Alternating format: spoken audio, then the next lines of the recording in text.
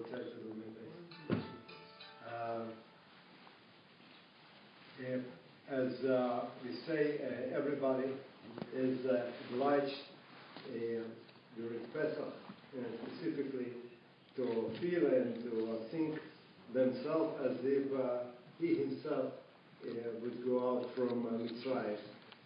In my case, it's somehow difficult, for I feel it indeed, I know it indeed, that I was released from Egypt for more than time. You know that Soviet Union in Russian language is like SSSR in Gematria is Mitzrayim. So, and almost, it was sure different, but somehow the same. So I remember, that that time I'm speaking about 60s and 70s and 80s, Jews were not permitted to leave Soviet Russia. So I decided once, being a student in a college, to go and ask for permission to leave. For I didn't know that there is an office that is supposed to grant permission to leave, but in fact never they would give permission. It is how the meaning of refusing is created, the people that got ongoing refusals. But anyway, I felt that we have to speak out, and we have to declare and demand, telling that we would like to go. So I was afraid that I may be fired from the college or from my job. Anyway, I come there to see this officer of the head of this office. And as a matter of fact, we were not permitted to ask simply to emigrate to Israel. It was an anti-Soviet approach. We were permitted to ask to reunite our families after the Second World War. And it's exactly, we asked, my father found a brother in Bat Yam, so we applied twice and we were refused. So it is how I come the third time to talk to this officer. And he told me, see, young man, you are a student in college. And I was I was supposed to be a computer engineer. So it's very important for us to accomplish your studies. And then you will build our country and you'll never see Israel. For he told, if I permit you go to Israel, you will become an Israeli soldier and you will fight against our Arab brethren. We never send soldiers to our enemies, so never you will go to Israel. Forgot about that. So that time I was already a member of underground Jewish movement that was created in the end of the 60s. And part of our activities was to teach people how Seder Pesach. So we would meet, it was not that easy. Also, I was not in a regular Russia. I was born and brought up in Riga, Latvia. It was somehow more Yiddish, Jewish, but still people that were afraid. So anyway, I would tell the story, and as the Rav mentioned, telling the whole story of Haggadah of Pesach, as that much as the people had stomach to listen to my stories, Anyway, so I recollected, leaving this office, that is exactly what the Pharaoh of Mitzrayim answered to Moshe and Aaron when they applied for permission to leave. For he told, why are you thinking about Israel, that you don't have enough occupation, so we shall add you a rate of production, so you will forget to think about this kind of nourishkeit, going to Israel. So I thought to myself, it's ironically, but after some more than 3,000 years, here the Soviet small power is speaking exactly the same language. Instead of giving me permission to leave, is saying that I have to build his power, Soviet power, the state, and never I will see Israel. But as I remember at the end or the middle of Haggadah of Pesach, as we say, Ki biyad chazaka hotzienu Hashem miMitzrayim, with a strong arm, Kadosh Baruch Hu took us out from Mitzrayim. And at that time, being members of this underground movement and Israeli patriots, we felt that we are the strong arm of Kadosh Baruch Hu. We have to do something to take our people out from Egypt. Soviet Jewry.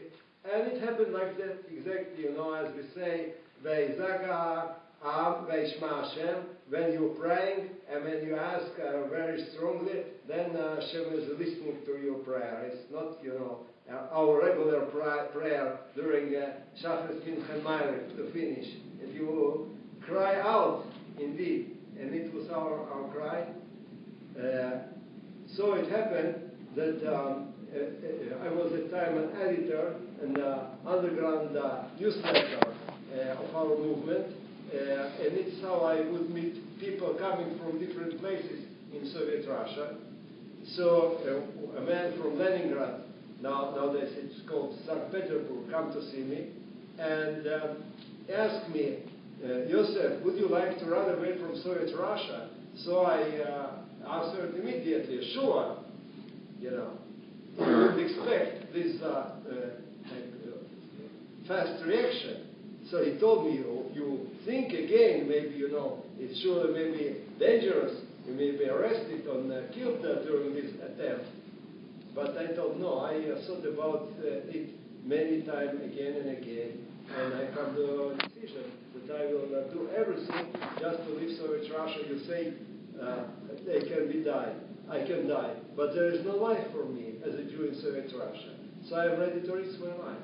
So he told the story that a former Russian pilot, Mr. Dimshitz, entered to study in underground Ulpan in St. Petersburg in Leningrad, and then he seeing that there are more people, he come up with an idea to take over a Soviet airplane and run away to Israel, and then it will be kind of a manifestation for everybody to show in what bitter situation we are, that we are ready even to do things like that. Certainly, we never called it as hijacking, for it was under our scheme. It was a very mild way of doing that. For finally, we found a route that would bring us close to the border. Finnish border, with over there in the north with Finland. And Mr. Dimshitz told us that this specific flight will bring us close, some 50 kilometers close to Finnish border. Far more you are not permitted to move. And then he told this site that of landing of this small airplane is unmanned. There is no people, not personnel on it. So we easily could simply, being all of us on the board, Jewish activists, we bought tickets for it, and it was only 12 seats in it. So we simply would invite the pilot to stay on the ground, and Mr. Dimshitz would take over and bring us over the Finnish border to Sweden, like some 350 kilometers of a flight, which will take some 20 minutes, 30 minutes, that's all. So it seemed very, smooth and innocent, and we even figured to certainly to pass over this airplane and even self-pay for the gas. So, it's nothing criminal, almost nothing criminal, just to use their vehicle for our Jewish goals. Anyway, it turned out that Soviets, the KGB, followed us, watched us, and they decided to permit us to come to the airplane and then to arrest us red-handed, and then break our spirit and make us cooperate with the regime and call during our trial upon Soviet jury, and American jury, whatever that were involved in dealing with Soviet jury, stop all the activities, for we Soviet Jews are loyal to Soviet power, and we are willing to assimilate, and everything is okay, and we accuse the word Zionism that brainwashed our, us to make us do these very dangerous things or whatever. So the moment we come to the airport, where all of us were arrested. And we expected death penalty. So some people were, and not only us were arrested, but as well members of our movement, some tens of them.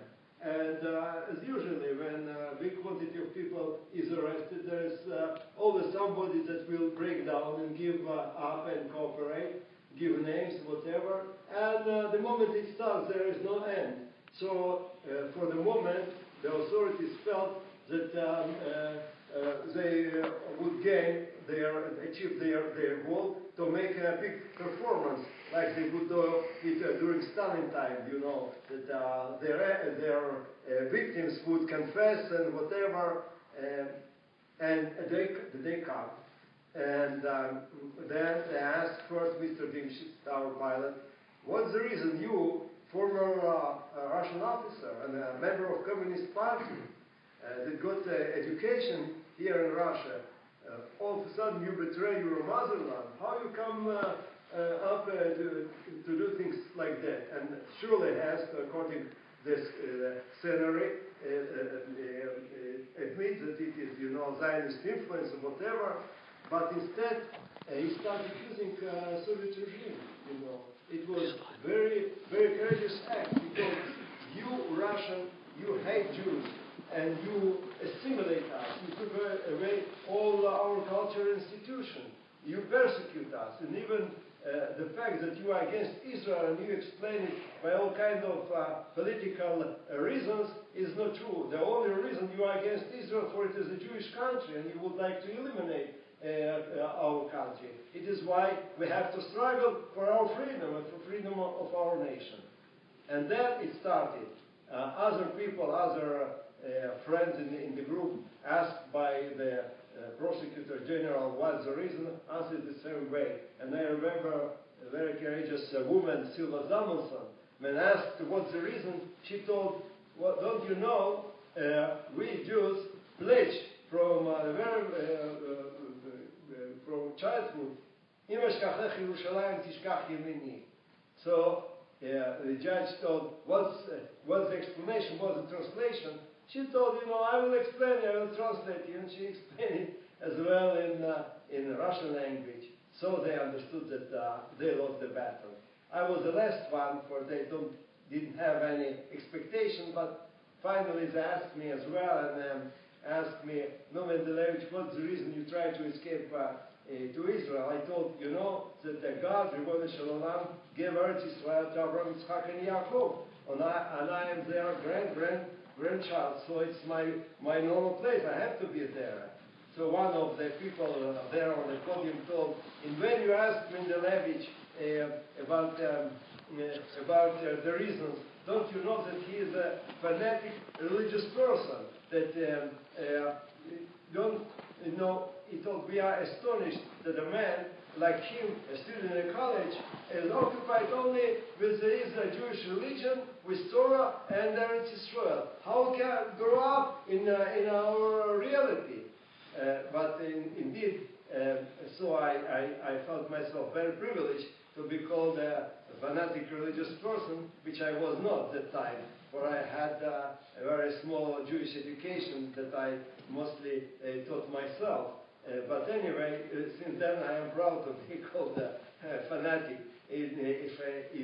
For the enemies I am a fanatic, it is a very proud title. Anyway, for the beginning, indeed they passed death verdict for Mr. Dimshitz and another fellow, Edward Kuznetsov. I got 15 years of imprisonment, and Silva got 10 years of imprisonment, and etc., etc. And then it started, Unexpectedly, the Russians felt that they lost their performance, that we didn't confess and didn't make these declarations that expected from us. But more than that, the real miracle was that the moment people in the world, Jewish public opinion, world public opinion, got to know that people were ready to risk their lives and their freedom to go to Israel, then it was a big bluff that the Russian government for many years would declare that the Jews are satisfied and glad to be in Soviet Russia, and there is no people that would like to immigrate. All of a sudden, the big lie exploded. And as you know, maybe people older remember that it's exactly after our trial, which was on Hanukkah, the big movement of Shlachat Ami, let my people go, started. And Mamish, during a week, in the end of the week of Hanukkah, Zot Hanukkah, and he told me in a mug, with an aluminum mug, he told me, and I would listen from another side of the wall, that under this very heavy world opinion pressure, death penalties had been cancelled, and I got only 12 years of imprisonment. He himself, my friend Aliyah, got 10, Silva got 8, and whatever. So it was a real victory, you know. And then on the way from this KGB prison to Ural Mountains to serve my penalty, I got to know that the immigration started, that the gates got open, and that year, it was many years ago in 1971, some 17,000 Jews got permission to live, which to compare with the previous years, for the past, say, 50 years of Soviet regime, maybe only hundreds got permission. All of a sudden, 17, and the next year there were more than 30,000, and so it went on and went on. And when I got to know that we were arrested, but with our deed and with world public opinion support, the immigration started, I felt that I am ready to spend as much time as possible just, to pay with my imprisonment for freedom for other people. And I say that not often, your prayer would be accepted, but this time God Shalom heard my prayer and kept me in prison for 11 years. So when I make an accurate calculation, like 365 years multiplied to 11, it comes to 4,000 days. So, it's at least I'm responsible for the freedom of 4,000 Jews that went out from Soviet Russia. And then I will tell you a short story. I tried to, being in prison, keep mitzvahs. And so it is how we bribed the Russian guards, and they smuggled inside the prison a siddur and a chumash, and I started teaching others and tried to pray myself. For this time it was very uneasy to have a siddur inside the prison. There were a lot of Nazi collaborators around us, prisoners themselves, war prisoners, that would inform, they would cooperate with authorities of the prison, and certainly would inform that Mendelevitch has a strange book and he is praying. So when I got this siddur, I decided that I will copy it in small pieces of paper, that big as a matchbox. So I would do it in the morning. I volunteered. They would work in the enterprise of the prison in 3 shifts.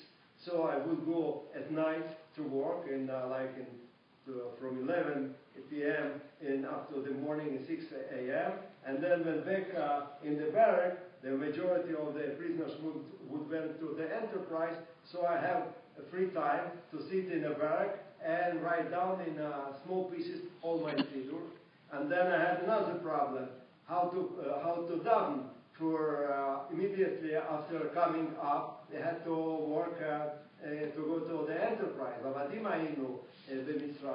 So of course I would have time for Shachrit. So, but Ural, is a cold place, and a lot of snow is falling there. So normally the majority of the time there was high snows in the yard of the prison camp. So I would dig a shelter in snow and stand there in the morning, coming up earlier than others, and praying there.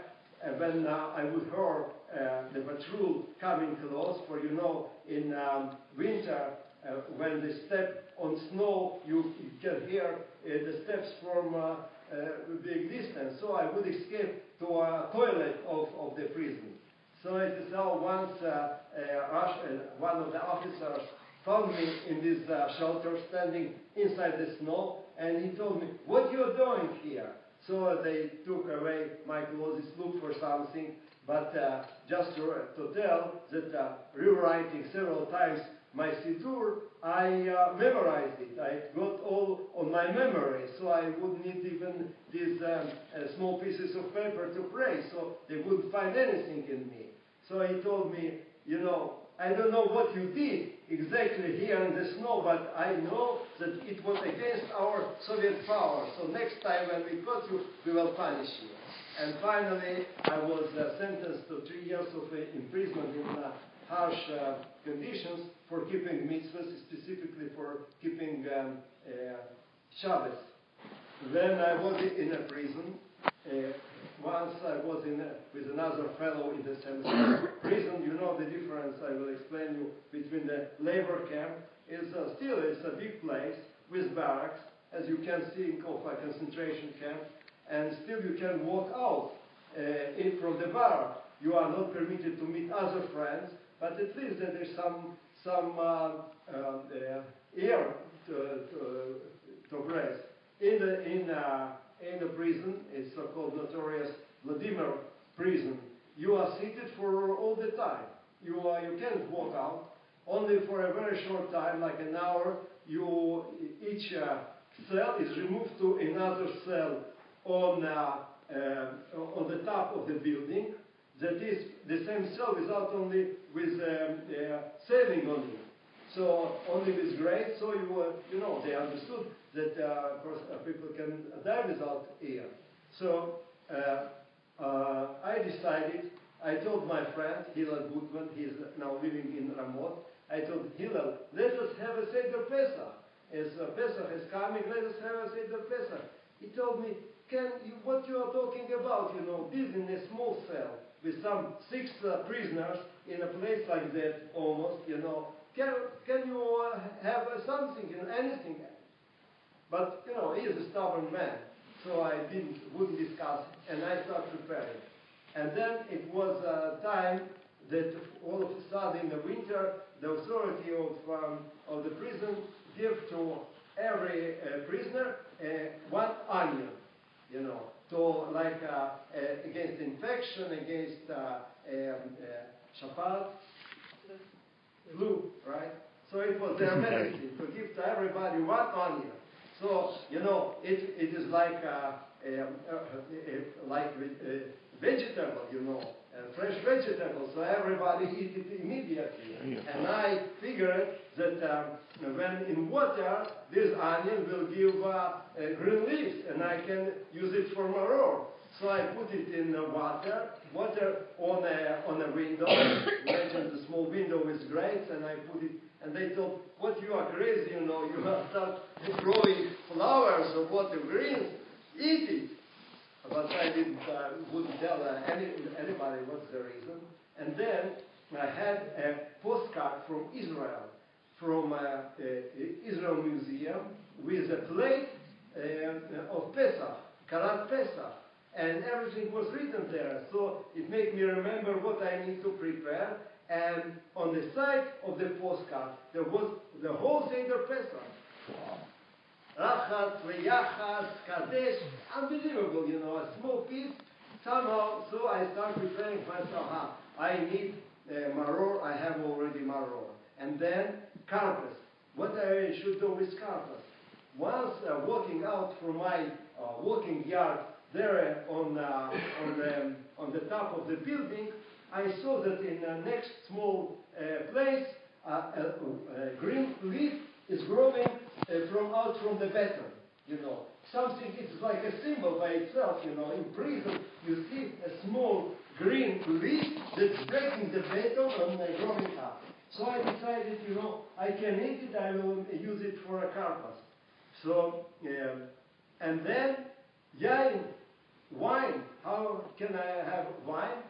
I had raisins. My father, Olav Sholom, passed me, when under interrogation, 2 pounds of raisins.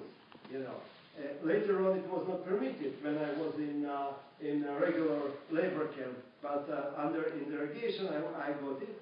So I decided that I will use 2 raisins for Kiddush and Shabbos. For it is like Priya Geffen, I was not that educated to understand that real Priya Geffen should be wine.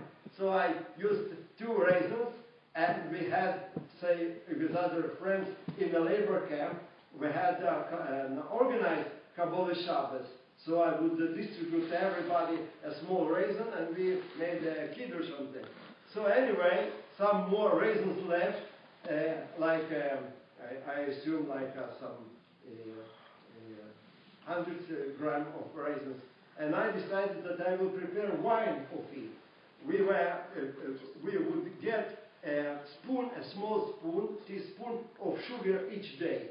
Like they open in a door, they had a small window, and you put your hand, and they put you on your hand a spoonful of sugar.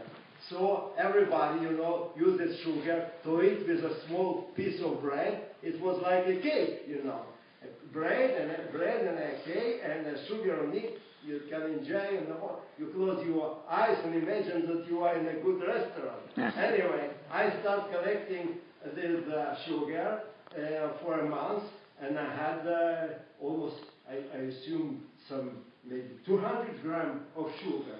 So I added to my raisins. I had a bottle, put in bottled water and sugar and raisins, and put it under my sleeping board. It was warm there, and I figured that maybe something came out of it. I was afraid that if they would make a search in my cell, and find why they would read the Jews are real alcoholics. They are even in the prison they try to make wine. And so I wrote a whole story remembering the general points of Agadah of Pesach, and it happened like that when coming Erev Pesach out from my small cell there on the roof of the prison, I would run to the next small place, would take off this green leaf, and the Russian guard told me, "What you are doing?" Russian people are good people, by the way. So I start telling him, that's very healthy, it's this kind of plant, it's very healthy, Oh, interesting. So I told him the story, and he permitted to take it in himself. So I had everything, and I needed only a plate, Karat Pesach. So I figured that I can use a Russian newspaper, Pravda, to make out a plate of them. And as they would distribute among the prisoners this newspaper, for it is like a propaganda. If you are interested to read our communist propaganda, please take it, have it. And but after an hour, they would take it away to give to other cells. So I made a game like that. I asked close to the time that they would exchange shifts, like 5 o'clock, another shift is coming. So I asked for the newspaper like 4:30, and when the guards come before ending his shift to take Pravda, I told, no, it's that interesting, I can give it, I'm still reading. Okay, so pass it over to the next shift. When the next shift comes, where is your Pravda? I told, why? I passed it over. So I got this Karat of Pesach, and I prepared everything. And then I told Hillel, let us sit and have a thing of Pesach. He told me, yeah, I told you already, it is impossible, we are in prison. I covered my Karat of Pesach with a blanket, so I opened the blanket, and he said, really, Karat of Pesach, and everything was it. And he told them, but wine, you don't have wine. And without Arbakoises, it's not a Seder Pesach. So I took this bottle, which I never, I was afraid to to check it. So it was my first experience whether it became white. So I give him the bottle. He opened the cork, smelled, and he told, "Oh, it's real wine. Oh, if so, let's have a Seder Pesach." And when we finished, he told me, "Believe me, it was a real first Seder Pesach Halacha for me in my life." He was a man like I was at that time, 25, something like that. He was almost 40. Imagine, it symbolized the situation of Russian Jewry that you have to get in a prison to have Seder Pesach Halacha. Anyway, next morning, all of a sudden, he was taken away from his cell with all his belongings. And he disappeared. We wouldn't know what happened. Aliyah Shalom came to visit him, and she told him that all friends of my plot of the so-called Leningrad trials in the morning of Pesach were released and sent to Israel. So imagine my two sisters didn't got any information about me, and they felt that after almost 10 years in prison, I certainly broken an old man, an ill man. So when Hillel Gutman came, they asked, "How is Yosef? Certainly he's very ill. Well, all of a sudden, we had it all. They had to Pesach. He prepared everything." So it makes them feel better that if somebody is taking care of having Seder Pesach, it means that he has good spirits. So it's, it was for us Siman Tava, a good notion that maybe one day I will be released. So when in the end of the 11 years, I felt myself broken after the 3 years of the harsh imprisonment in Vladimir prison or whatever.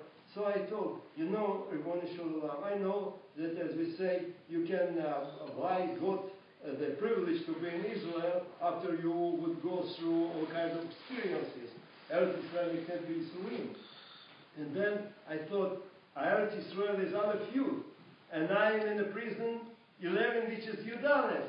So I thought maybe for my Yud Aleph years of experience, I deserve to be in your other few. And it took mamish like a month that I was taken all of a sudden from the prison directly to a Moscow Central Prison Lefortovo. And then after a while I was announced that because of my bad behavior, my Russian Soviet citizenship is cancelled and I'm being thrown away from Soviet Russia. We don't need citizens like you. It took another 11 years for them to decide. They could be smarter. Anyway, all the thought, I was given a good shower. They bought me a black suit and a hat, put me in a big car, escorted with policemen on motorbikes. And the colonel that escorted me in the car told me, "You see, we give you like covered as if you be a president. My name is Yosef.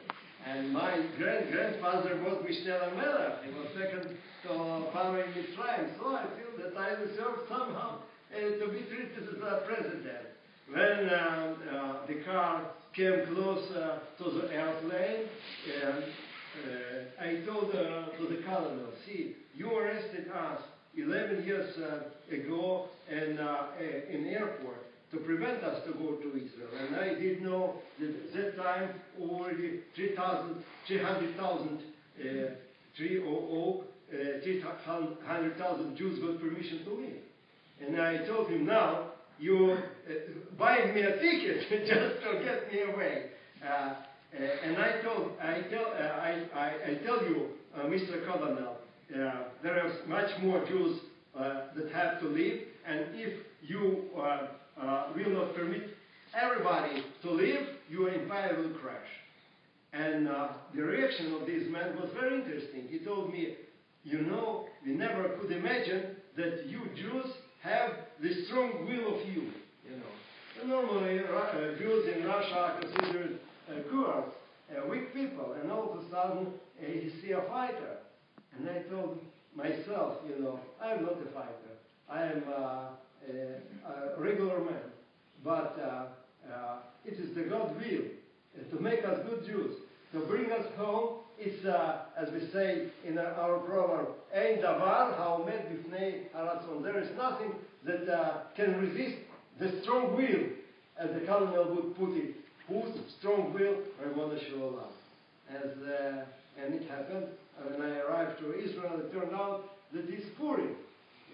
You mentioned Purim when you were in Russia today. It is Purim now, Chofu. Exactly. My Pesach, my personal Pesach, was on Purim, and a certain rabbi paskin that I have to say Hallel, for it is my, day of my freedom. So I believe I am the only one person that says Hallel on Purim. And by the way, I say Anna Hashem Moshiach, and I would even mention Slichana. What you need. Yeshua Azot, and when you are released out of prison directly to Israel, what can be better? And Am Israel, the Thank you.